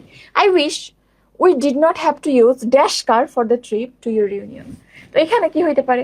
আমরা আমাদের গাড়ি ব্যবহার করতে চাচ্ছি না, আমাদের অধিকার বোঝাচ্ছে। চোখ বন্ধ করে এখানে আওয়ার হবে, অন্য কিছু মিলবে না। দেখো, we did not have to use our car, ourselves car, we car, us car, একমাত্র আওয়ার হয়, এবং এখানে কারটা যে আমার বা আমাদের, সেই সত্তা বোঝাচ্ছে। এটা গেল। আরেকটা জিনিস দেখো, যে কোনো প্রোনাউনকে তুমি যদি নাউনের আগে বসায় দাও এরকম ভাবে, ওটা কিন্তু প্রোনাউন থাকে না। অ্যাডজেক্টিভ হয়ে যায়। এখানে যে আওয়ারটা দেখছো, এই আওয়ারটা কিন্তু প্রোনাউন না, আওয়ার কার, এটা আসলে পজিটিভ অ্যাডজেক্টিভ। কেন? কারণ এই কারটাকে মডিফাই করছে, কার কার, আমার কার। তাহলে এই কার শব্দের মডিফাই হয়ে গেল, কার কি নাউন, নাউন এবং প্রোনাউনের মডিফায়ার কে? অবশ্যই অ্যাডজেক্টিভ। সো এটা অ্যাডজেক্টিভ হয়ে যায়। প্রত্যেকটা প্রোনাউন অ্যাডজেক্টিভ হইতে পারে। Which book do you want, এই হুইচটা কি বলো? Interrogative adjective. আবার ডেমনস্ট্রেটিভ অ্যাডজেক্টিভ আছে, দিস ইজ বা হচ্ছে this book, I want this book, এভাবে বলো। তাহলে এই যে দিস বুক, দিসটা কি ডেমনস্ট্রেটিভ অ্যাডজেক্টিভ, কারণ বুককে মডিফাই করছে। তো এরকম ভাবে প্রোনাউন যদি কোনো নাউনের আগে বসে তাকে মডিফাই করে, সেটা চোখ বন্ধ করে অ্যাডজেক্টিভ। হ্যাঁ, এটা কিন্তু ডেন্টাল কোশ্চেন একবার আসছে, যেখানে আছে দেখো, which are on the following is correct example of demonstrative pronoun not demonstrative adjective, কারণ এখানে প্রত্যেকটাই ডেমনস্ট্রেটিভ আছে। কোনটা প্রোনাউন কোনটা অ্যাডজেক্টিভ তোমাকে চিনতে হবে। দিস ইজ মাই কোট, আমি একটু মার্ক করি এটা, দেখো দিস ইজ মাই কোট, এই একটা দিস। আবার this shirts have been iron properly, this dress belongs to me, আর did you see that crazy driver. এখানে আমি যেগুলো মার্ক করছি দেখা যাচ্ছে না, একটু কালারটা চেঞ্জ করি। তো এই যে চারটা জিনিস আমি মার্ক করলাম, এই চারটাই সব কিন্তু তুমি দেখতে পাচ্ছ ডেমনস্ট্রেটিভ। কোনটা প্রোনাউন আর কোনটা অ্যাডজেক্টিভ বলো তো? দেখো যারা নাউনের সাথে আছে তারা সবাই অ্যাডজেক্টিভ। দিস শার্টস, এই শার্টকে মডিফাই করছে, অ্যাডজেক্টিভ। দিস ড্রেস, ড্রেসকে মডিফাই করছে, adjective. Did you see that crazy driver, তাইলে এই যে ক্রেজি ড্রাইভারের আগে বসছে, এটা অ্যাডজেক্টিভ। আর এটা দেখো সিঙ্গলি নাউনের পরিবর্তে বসছে, দিস ইজ মাই, কাউকে মডিফাই করছে, কার ও কারোর সাথে বসছে না, উপর ডিরেক্ট ভার্ব। সো এটাই একমাত্র ডেমনস্ট্রেটিভ প্রোনাউন, রেস্ট আর ডেমনস্ট্রেটিভ অ্যাডজেক্টিভ। ক্লিয়ার? এটা কিন্তু বিডিএস এর কোশ্চেন, যদি তোমার বেসিক না থাকে জীবনে এটা আনসার করতে পারবে না। এই জন্য বেসিকটা জানা ইম্পর্টেন্ট, এবং বেসিক জানলে দেখবা 10টা কোশ্চেন মুখস্থ করা লাগতেছে না, একটা বুঝলে 10টা পারতেছো এমনিতেই। আচ্ছা এরপর আসো, এখানে একটু দেখতে পারো পার্সোনাল প্রোনাউন নিচের কোন সেন্টেন্সে, choose the sentence without a personal pronoun, মানে পার্সোনাল প্রোনাউন নাই এরকম সেন্টেন্স তোমাকে খুঁজে বের করতে বলছে। আচ্ছা এই বোর্ডটা ব্লার হচ্ছে কেন? আচ্ছা আশা করি মোটামুটি দেখা যাচ্ছে। তো দেখো পার্সোনাল প্রোনাউন মানে ব্যক্তিকে বোঝায় এরকম প্রোনাউন, আমি তুমি সে এরকম। তো এখানে পার্সোনাল প্রোনাউন বেসিক্যালি 3টা type, first person, second person, third person. First পারসনে আমি আমরা, মানে যারা বলে, যারা শোনে তুমি তোমরা। সেকেন্ড পারসন আর আমাদের বাইরে যারা আছে ওরা, ওই যে ও পাশে হাফিজ ভাই জীবন বসে আছে, ওরা সব থার্ড পারসন। তাইলে এই যে ব্যাপারটা, এই ফার্স্ট সেকেন্ড থার্ডের মধ্যে যারা আসে সবাই পার্সোনাল প্রোনাউন। এখন দেখো we have to leave, so give our seats to them. তো এখানটাতে এখানে সিট হবে, এখানটাতে উই আমরা ফার্স্ট পারসন, তাহলে এখানে পার্সোনাল প্রোনাউন আছে। শি টোল্ড, এই যে she third person, I first person. তাহলে প্রত্যেকটা প্রথম তিনটাতে তুমি প্রথমেই পার্সোনাল প্রোনাউন পেয়ে গেলা। There was a river in a distance, আছে কিছু নাই, তাহলে এটাই answer. Without a personal pronoun বলছে, এই জন্য ডি, বুঝছো? আচ্ছা এরপর এটা একটু দেখো, which on correct word for the blank, Farid and I have known dash for quite a long time. একে অপরকে, ফরিদ এবং আমি একে অপরকে অনেকদিন ধরে চিনি, এরকম একে অপরকে অর্থ বোঝাইলে দুইটা জিনিস হয়, একটা হচ্ছে ইচ আদার আর একটা হচ্ছে অন অ্যানাদার। এখন দুইটার মধ্যে পার্থক্য আছে। তুমি যখন দুইজনের মধ্যে একে অপরকে রিলেশন বুঝাবা তখন ইচ আদার হয়, যেমন তুমি এবং আমি, we know each other. But আমরা যদি বলি এখানে 10 জন আছে, আমরা সবাই সবাইকে চিনি, ধরো ক্লাসের যারা আছে তুমি আমাকে চিনো, আমি তোমাকে চিনি, ক্লাসের এই 52 জন ফেসবুকে যারা আছো, তখন আমরা কি বলবো? We know on another. On another তাহলে দুইয়ের বেশি ব্যক্তির ক্ষেত্রে ব্যবহৃত হয়, আর দুইজন হলে ইচ আদার। সো এখানে আমি এবং ফরিদের কথা বলা হচ্ছে, সো এখানে কি হবে? ইচ আদার হবে অবভিয়াসলি, বুঝছেন? এটা কিন্তু ইম্পর্টেন্ট। আচ্ছা এরপরে এগুলো সব ভার্সিটি কোশ্চেন, আমি অত জোর দিচ্ছি না। এরপর আসেন, একটা দুইবার আসছে মেডিকেলে, the word homely belongs to which parts of speech. তো খুবই ইজি একটা রুল আছে, তুমি যদি কখনো নাউনের সাথে এলওয়াই যুক্ত করো 90% কেজেস অ্যাডজেক্টিভ পাবা, আর যদি কোনো অ্যাডজেক্টিভের সাথে এলওয়াই যুক্ত করো তাহলে অ্যাডভার্ব পাবা। তো এখানে হোমলি শব্দটা হোম প্লাস এলওয়াই দিয়ে তৈরি হয়েছে। হোম কি একটা নাউন? হোম বেসিক্যালি একটা নাউন, কিন্তু এটা কিন্তু চেঞ্জ হতে পারে, অ্যাডভার্ব হইতে পারে ব্যবহারের ভিত্তিতে। তো এটা এমনিতে সিঙ্গেল ওয়ার্ড হিসেবে একটা নাউন, তার সাথে এলওয়াই যুক্ত হয়েছে হোমলি, কি হবে? নাউন প্লাস এলওয়াই অ্যাডজেক্টিভ, তাহলে এটা আসলে অ্যাডজেক্টিভ হবে। হোমলি কিন্তু অ্যাডজেক্টিভ। আবার দেখো what is the adjective of the word home, হোমের অ্যাডজেক্টিভ কি? হোমলি, বুঝছেন? এটা ইম্পর্টেন্ট। এখানে একটা জিনিস একটু দেখেন, আমি সংখ্যা দিয়ে যেটা লিখেছি নাউন, আমরা যখন পার্টস অফ স্পিচের ক্লাসিফিকেশন পড়ছি কিভাবে পড়ছি? Noun, pronoun, adjective, verb, adverb, preposition, conjunction, interjection, এভাবে পড়েছে। নাউন 1 নম্বর জায়গায়, 2 নম্বরে প্রোনাউন, 3 নম্বরে অ্যাডজেক্টিভ, এভাবে। তো এইভাবে যদি পজিশন ঠিক করো, নাউন হচ্ছে 1, ওর সাথে এল হয়, 2টা লেটার যুক্ত হয়ে 3 হইলো, দ্যাট ইজ অ্যাডজেক্টিভ। অ্যাডজেক্টিভ 3 নম্বর জায়গায়, তার সাথে এলয় 2 যুক্ত হয়ে 5 হইলো। Noun, pronoun, adjective, verb, adverb 5 নম্বরের জায়গায়, সো অ্যাডভার্ব। বুঝছো? তো এটা মনে রাখবেন। এরপরে এটা তো গেল একই কোশ্চেন দুইবার। এখান থেকে আসলে খুব বেশি আর জানা নাই, এটা এরপর পরের এটা একটু দেখো। এনাফ, আমি এটা আগের ক্লাসে বলেছিলাম, এনাফ অ্যাডজেক্টিভ হিসেবে ব্যবহৃত হয়, অ্যাডভার্ব হিসেবে ব্যবহৃত হয়। সে যখন নাউনের সাথে বসে নাউনকে মডিফাই করে অ্যাডজেক্টিভ হয়, যখন সে ভার্ব বা কোনো অ্যাডজেক্টিভের সাথে বসে তাকে মডিফাই করে তখন সে অ্যাডভার্ব হয়। আমরা জানি, কিন্তু রিপিট করছি আবার, নাউন এবং প্রোনাউনের মডিফায়ার অ্যাডজেক্টিভ, এছাড়া দুনিয়ার সবার মডিফায়ার অ্যাডভার্ব। অ্যাডজেক্টিভ, অ্যাডভার্ব, এদের মডিফায়ার কি হবে? অ্যাডভার্ব হবে। তো এখানে যেটা আছে, তুমি যদি নাউনের সাথে এনাফ বসা অ্যাডজেক্টিভ, আর যদি অ্যাডজেক্টিভ বা অ্যাডভার্বের সাথে বসা তাহলে সেটা অ্যাডভার্ব। এটা তো গেল বেসিক রুল, বুঝবা। কিন্তু একটা জিনিস মনে রাখবা, যদি কখনো এনাফ কোনো নাউনকে মডিফাই করে তখন এনাফটা আগে বসে, আর অ্যাডজেক্টিভ আর অ্যাডভার্বকে মডিফাই করলে এনাফটা পরে বসে। এটা পজিশনটা মনে রাখতে হবে। ওকে, তো এখানে আছে যেটা দেখো, he was wise enough to accept the other. তো এখানটাতে ওয়াইজ এনাফ কাকে মডিফাই করছে? যথেষ্ট জ্ঞানী। ওয়াইজ অ্যাডজেক্টিভ, হি এর অ্যাডজেক্টিভ, হিকে মডিফাই করছে, তাহলে এটাকে অ্যাডজেক্টিভ। এই অ্যাডজেক্টিভটাকে এনাফ মডিফাই করছে, চোখ বন্ধ করে, এটা অ্যাডভার্ব। কোনো সন্দেহ আছে? নাই। তাহলে এখানে আনসার কি হবে? D, adverb. বুঝছো? পজিশনটা দেখবা, এখানে পজিশনও দেখো মিলে, আগে অ্যাডজেক্টিভ বসছে তারপরে এনাফ, নিচেরটার মতো। আবার আমি যদি বলতাম আই হ্যাভ এনাফ মানি, তখন কিন্তু আমি আই হ্যাভ মানি এনাফ বলতাম না, আই হ্যাভ এনাফ মানি, আগে এনাফ তারপর নাউন, যেহেতু মানে নাউন, তাহলে ওটা আগের রুলে যাইতো। আরেকটা আসছে দেখো, where your body does not get dash, it can't make the glucose it needs. তাইলে where your body does not get food as enough, food enough নাকি enough food? ফুড নাউন না, এই জন্য আগে এনাফ তারপর noun, enough food. So answer is D, enough food. বুঝছো কেন? আচ্ছা, এরপর এগুলো সব আমরা আরেকটা ক্যাটাগরি আছে, same word use different parts of speech, ওখানে পড়বো। এটা একটু দেখতে পারো, which of the following words is adjective nominal? adjective nominal মানে adjective used as noun। কোন adjective যদি কখনো নাউন হিসেবে ব্যবহৃত হয় সেটাই হচ্ছে adjective nominal। তো এখানে আচ্ছা, তো এখানে যে ব্যাপারটা হয় দেখো, আমরা বলে থাকি পার্টস অফ স্পিচ আসলে একটা সিঙ্গেল ওয়ার্ড হিসেবে বোঝা যায় না যে এটা আসলে কি হিসেবে সেন্টেন্সে ব্যবহৃত হতে পারে। সে যদি চাই সব রকম ভাবে ব্যবহৃত হতে পারে। ইভেন তুমি যদি আমাকে একটা ভার্ব দাও, আমি সেটাকে নাউন হিসেবে ব্যবহার করে দেখাইতে পারি। এটা খুবই ইজি সিম্পল একটা টেকনিক। তো আসলে ব্যবহারের উপর এটা ডিপেন্ড করে কোনটা কোন পার্টস অফ স্পিচ হবে। তো এখানে যেটা বলেছে যে একটা অ্যাডজেক্টিভ যেটা নাউন হিসেবে ব্যবহৃত হয়েছে এরকমটা কি আছে? শর্টকাট, এটা তো অ্যাডজেক্টিভ পুরোটা মিলে।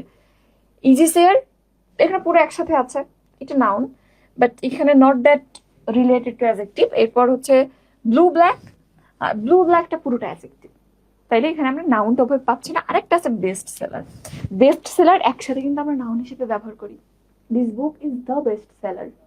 তাহলে এখানটাতে বেস্ট সেলার কিন্তু একসাথে, এবং এটা আমি পুরোটা ওই বুকের, তুমি বলতে পারো এটা হচ্ছে কমপ্লিমেন্ট, দ্যাট ইজ অবজেক্টিভ।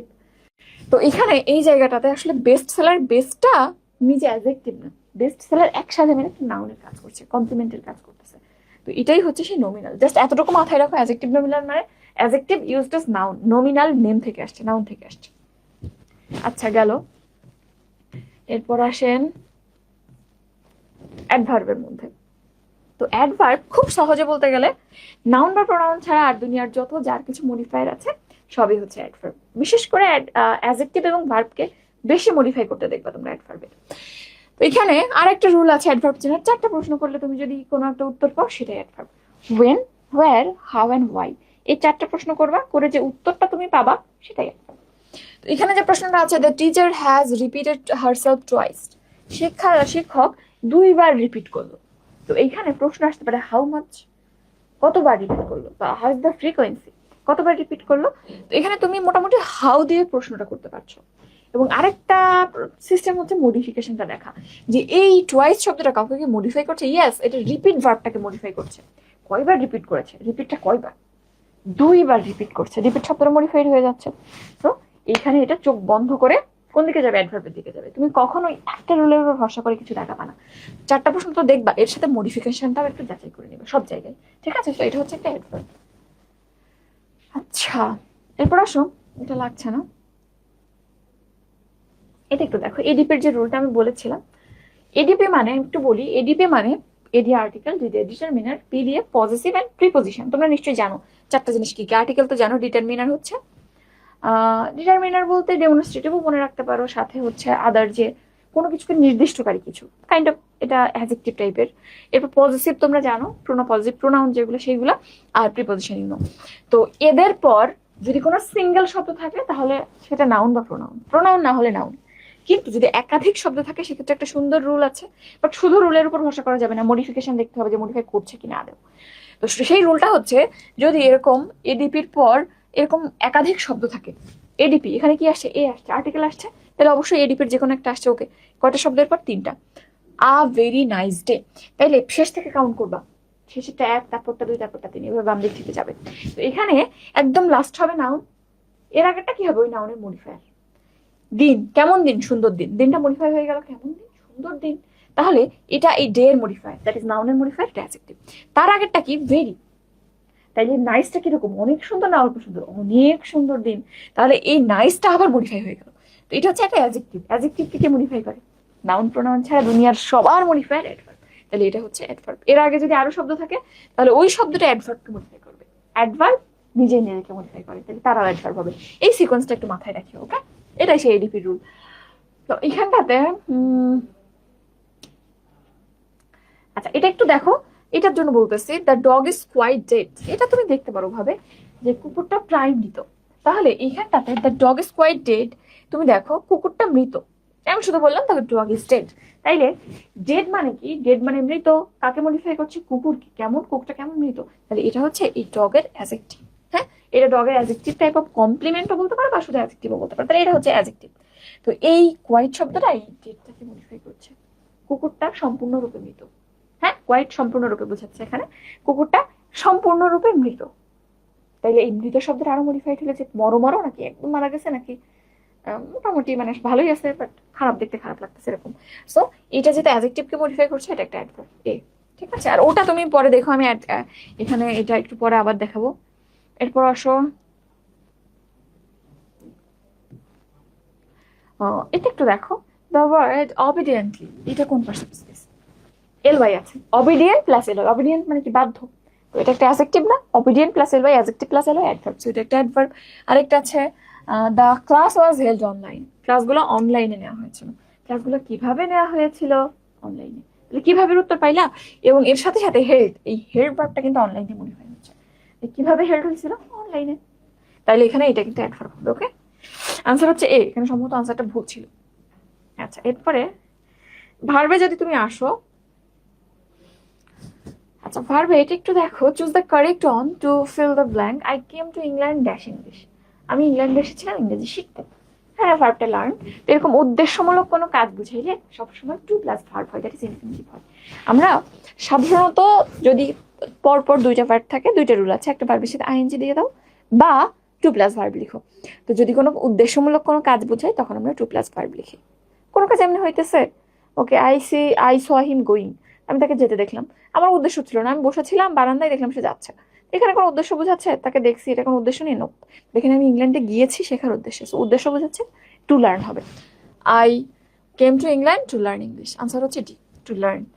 আচ্ছা, অক্সিলারি ভার্ব কয়টা আছে ইংলিশে? এটা আসলে 12টা দেয় ভালো, 12টা বা 13টা আছে, এটা নিয়ে আসলে ডিবেট আছে। এবং এখন অক্সিলারি সংখ্যা বা অনেক কিছু চেঞ্জ হচ্ছে, আমরা নিড, ডেয়ার এগুলোকে এখন অক্সিলারি হিসেবে রেয়ারলি ব্যবহার করি। 12টাই মনে রাখো আপাতত, হ্যাঁ, চেঞ্জ আসলে আমরা আপডেট দিব। আচ্ছা, এরপরে দেখো ফায়ার বার্নস, এটা কি ধরনের ভার্ব? ভার্বের ক্ষেত্রে কয়েকটা জিনিস জানা লাগে, যেমন হচ্ছে এখন ইনকুয়েটিভ ভার্ব জানা লাগে, ট্রানজিটিভ জানা লাগে, ইন্টারনজিটিভ জানা লাগে। আমি একটু বলি, ট্রানজিটিভ ভার্ব মানে যে ভার্বের অবজেক্ট থাকে, সকর্ম ক্রিয়া। ইনট্রানজিটিভ মানে যার অবজেক্ট নেই, অকর্ম ক্রিয়া। আর আরেকটা বললাম কি, যে ভার্ব, ইনকুয়েটিভ ভার্ব এখন আসছে বর্তমানে। ইনকুয়েটিভ ভার্ব মানে কোনো ভার্ব দিয়ে যদি এমন একটা কাজ বোঝায় যেটা কন্টিনিউয়াসলি, খুব ধীরে বাট স্টিডিলি চলতেছে, এরকম ক্রমাগত ধীর পরিবর্তন, এরকম ক্ষেত্রে কোনো পরিবর্তন যে ভার্ব দিয়ে বোঝায় সেটা হচ্ছে ইনকুয়েটিভ ভার্ব। আমরা দেখবো প্রথমে যেটা আসছে ফায়ার বার্নস। ফায়ার বার্নস মানে আগুন পুড়ে, আগুন জলে বা আগুন পুড়ে, আগুন পুড়ায় তা কিন্তু না, আগুন জলে। তাইলে আগুন জলে, কাকে কাকে জ্বলাই এরকম কিছু বোঝাচ্ছে না, ও নিজে জ্বলতেছে। তাইলে কি বা কাকে দিয়ে প্রশ্ন করতে পারছো? কি কাকে দিয়ে প্রশ্ন করলে যে উত্তর পাইলেই না সেটার অবজেক্ট থাকবে? অবজেক্ট আছে এখানে, আপাত দৃষ্টিতে নাই, এবং এর অবজেক্ট থাকা সম্ভব না। সো এটাই হচ্ছে সেই ইন্ট্রানজিটিভ ভার্ব যার কোনো অবজেক্ট নেই। এরকম আরো ইন্ট্রানজিটিভ ভার্ব আছে, যেমন ওয়াক হাঁটা, রান দৌড়ানো, লাফ হাসা, ক্রাই কান্না করা। এই যেগুলো আছে এর কখনোই কোনো অবজেক্ট থাকে না, সো এরা সবাই ইন্ট্রান্সিটিভ। যেমন আমি কাকে কাঁদি, আমি কাকে হাসি, এরকম হয় না, এই জন্য এরা সব ইন্ট্রান্সিটিভ। এরপরে আসো নিচের কোনটা একই সাথে মোডাল এবং মেইন ভার্ব হিসেবে ব্যবহৃত হতে পারে? ডু, ডু মোডাল না, অক্সিলারি মেইন দুইটাই হতে পারে বাট নট মোডাল। কুড এটা শুধুমাত্র মোডাল, মাইন্ড এটা মেইনলি, নিড যেটা আছে এটা মোডাল অ্যান্ড মেইন ভার্ব দুইটাই হিসেবে ব্যবহৃত হতে পারে। যেমন আই নিড দিস, এটা মেইন ভার্ব, আমি এটা চাই, আমার এটা দরকার। And I need not go, এটা কি? I can not go, just তারই একটা ফর্ম, আই নিড নট গো।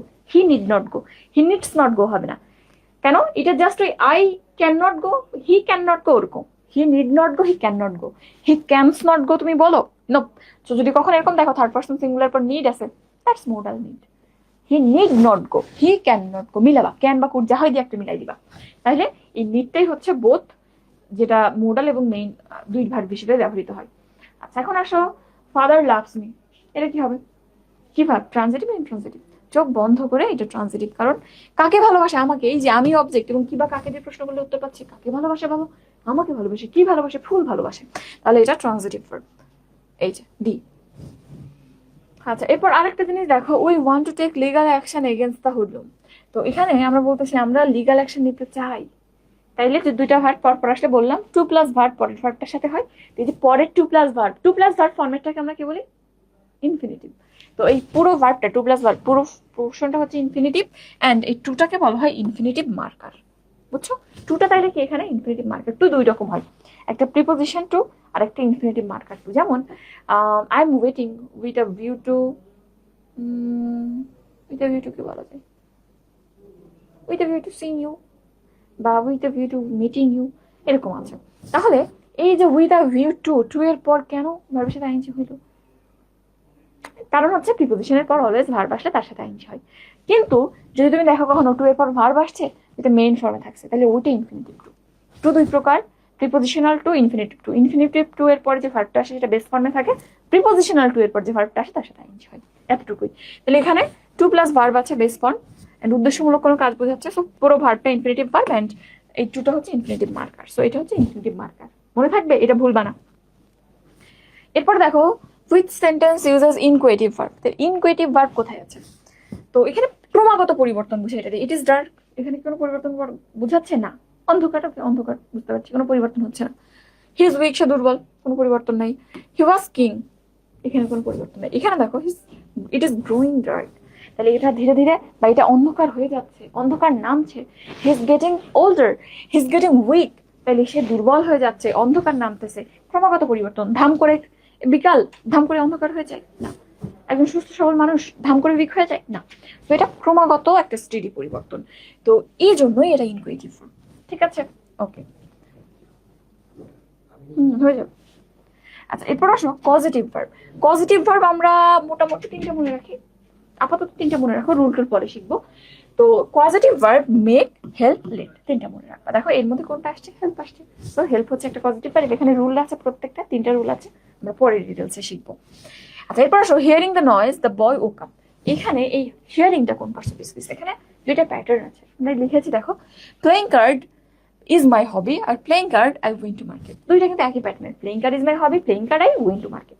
এখানে শর্ত হচ্ছে যেখানে অ্যাকচুয়ালি কোনো কাজ বুঝাবে সেটা পার্টিসিপল, কারণ আমরা জানি পার্টিসিপল শুধু কিন্তু অ্যাডজেক্টিভ না, পার্টিসিপল প্রিপোজিশন হিসেবে ব্যবহৃত হতে পারে, ভার্ব হিসেবে ব্যবহৃত হতে পারে, সবকিছু হিসেবে ব্যবহৃত হতে পারে।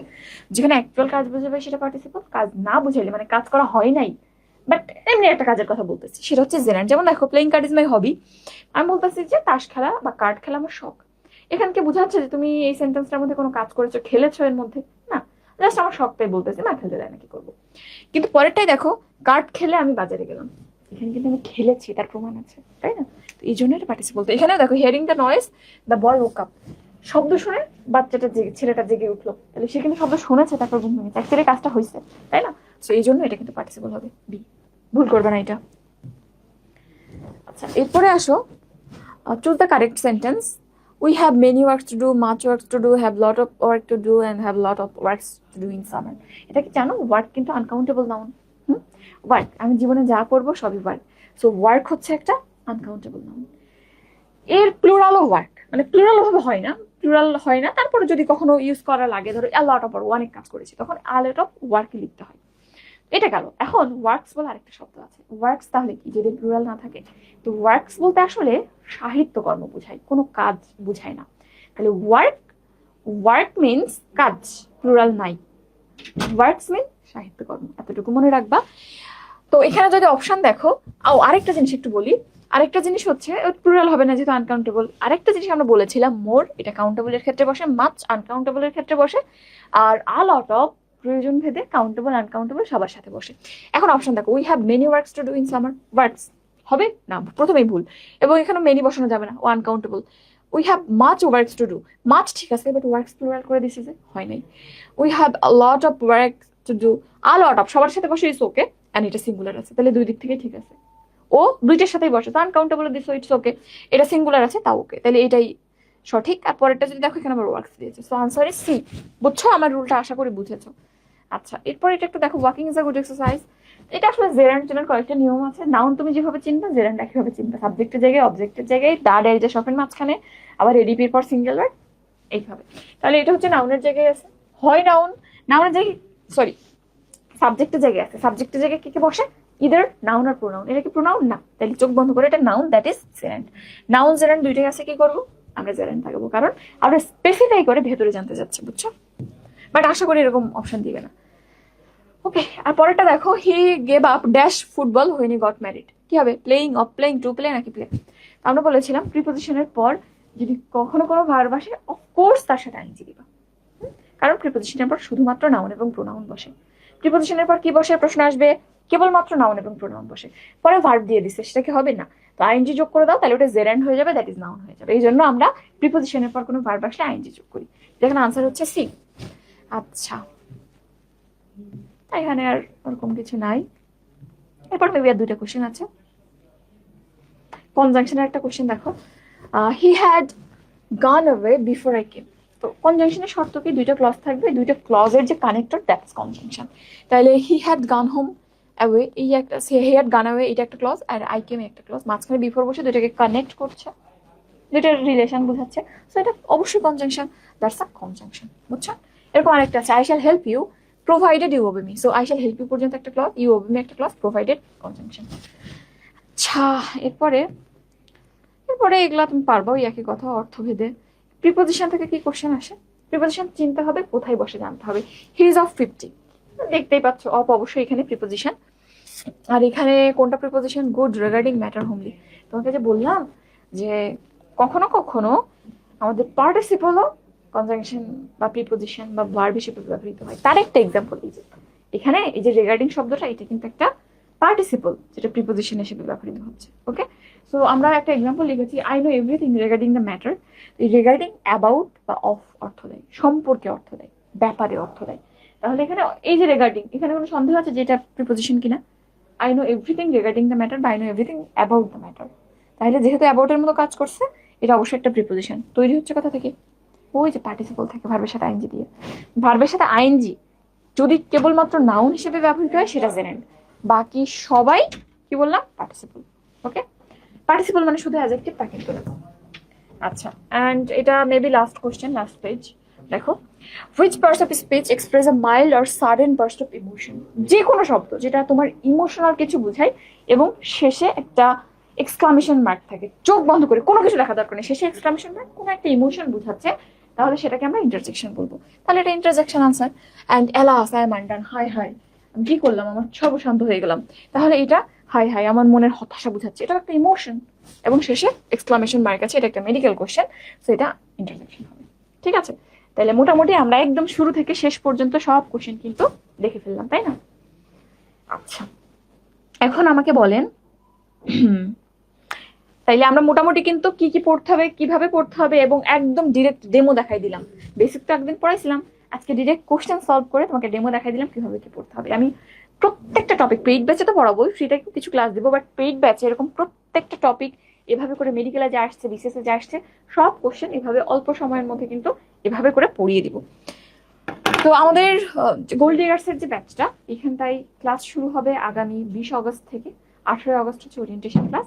আর জিকে ইংলিশ ব্যাচটা আপাতত এখন আসছে না আলাদা করে, আমরা মাসখানেক পর বা মাস দেড়েক পর ওইটা শুরু করবো। ঠিক আছে, এখন যদি কারো কোশ্চেন থাকে, কোনো প্রশ্ন, আমাকে একটু জানো।